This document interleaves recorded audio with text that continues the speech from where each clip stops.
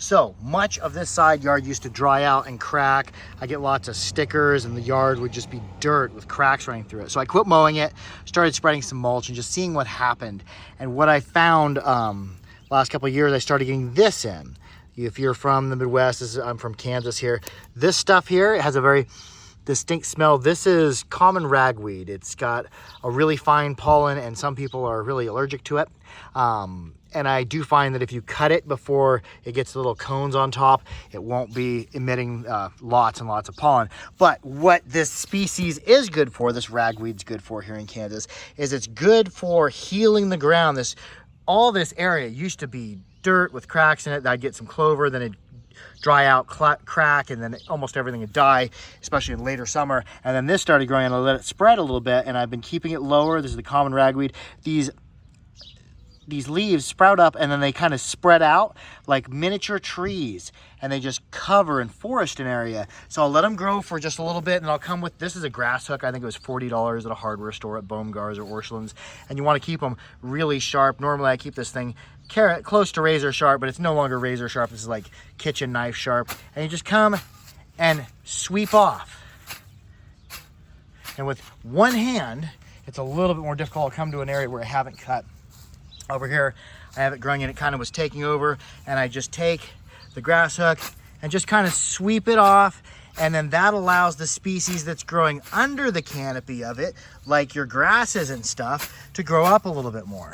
I don't want to let this, I found that I do not want to let this common ragweed grow until it has a big woody fibrous stalk. I want to do multiple cuttings of it when it's younger, let it grow in a little bit, and then it shades an area and retains moisture, and then come back and cut the tops of the trees off, because it does, if you don't cut it, like over here near the wood pile, it hasn't been cut at all, it pretty much takes over, and that's the only thing that grows just because it crowds everything out. But in the areas where I've got other things planted, ryegrass and different types of grass and clovers and stuff, if you just come in and sweep it off, take your grass hook and just sweep off those little trees that are the ragweed, look what can grow in under it. So it kind of, if you kind of manage it and cut it a little bit, it kind of helps other species come along if you cut it. If not, it's going to become a huge, fibrous, very, very tough plant that produces lots of pollen.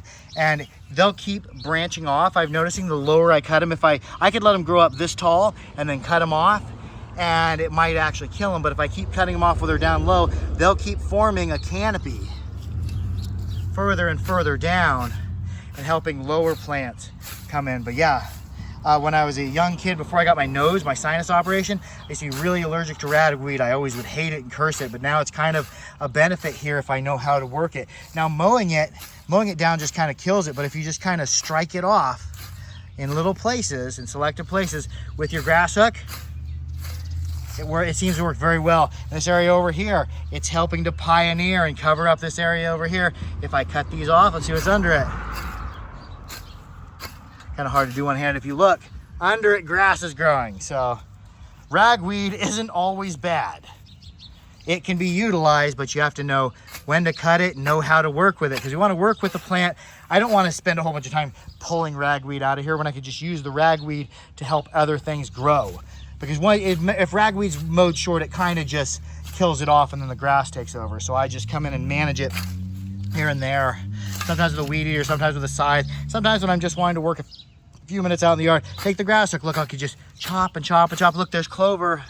There's clover trying to come in under there. It says, I need a little bit more sun.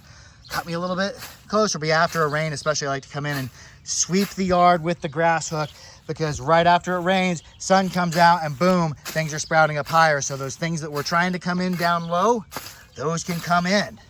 And this is, it's kind of dangerous to do this barefooted, holding it with one hand and holding a camera. Don't do this at home, or at least don't record while you're doing this.